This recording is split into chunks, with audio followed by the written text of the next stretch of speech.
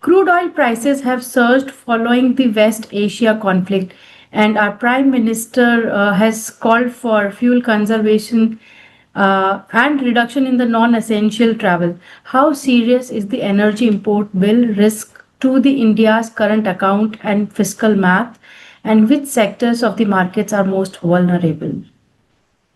Sure. Clearly, I mean, the fuel prices are a cause for concern. They have not yet been hiked. Government has, in fact, already absorbed some of the hike in fuel prices on its own books when they cut the excise duties on fuel. And of course, they also raised the export duty on fuel. So some companies are also bearing that cost. But net, the government cannot continue absorbing these higher fuel prices burden, and it will have to pass some of it down to the consumer. So I think that is the context in which we need to interpret the Prime Minister's call for greater, efficiency in the use of fuel. That is always a desirable goal, and in difficult times, I think it helps if everybody in the country comes together to support the national interest. But yeah, I think that's where it comes from. And remember that it's not just about fuel.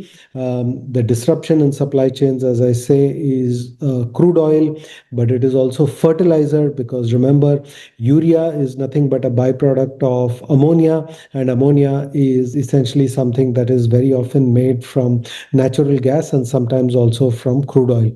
So our entire supply chain for fertilizer is also at risk at this point of time. We have enough fertilizer for the current crop, the Kharif crop, but if this disturbance continues, there will be risks related to the availability of urea for the next cropping season. So I think there are multiple macroeconomic risks related to fuel, related to fertilizer. A product like sulfur is not easily available today. Prices have jumped up more than 100% in different geographies. This is a basic chemical which is used in so much production. So there are multiple disruptions going around all the place, and I think that is the context in which we need to see the recent comments by the Prime Minister. No, FIIs have been net sellers for quite some time, while DIIs are bringing support to the markets. So, is there any level of sustained FII selling that you see where DI simply will not be able to absorb?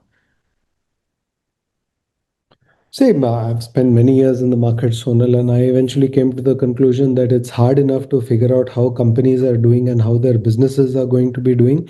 But to my mind, that is the superior advantage that any of us has as investors. So I really don't spend my time trying to figure out which way foreign money will go and which way Indian money will go. For the first 25 years of my career, the money went only one way, which was there was only foreign money. All the domestic money was actually exiting the market, and Indian ownership of equities was coming down. In the last decade, we have seen a secular rise in the participation by Indian investors in our own market. And at the same time, in the last few years, foreigners have taken money out. Everybody has their own reason. Eventually, the returns that you own from equities are a function of the earnings that those companies generate. Who is buying and who's selling is not a debate that I prefer to get into. And today, Sonal, we also shared the very interesting data which people may not be aware of, that the best performing markets, Korea and Taiwan, also have foreigners who have taken their money out. So go figure. Mutual fund investments are subject to market risks. Read all scheme related documents carefully.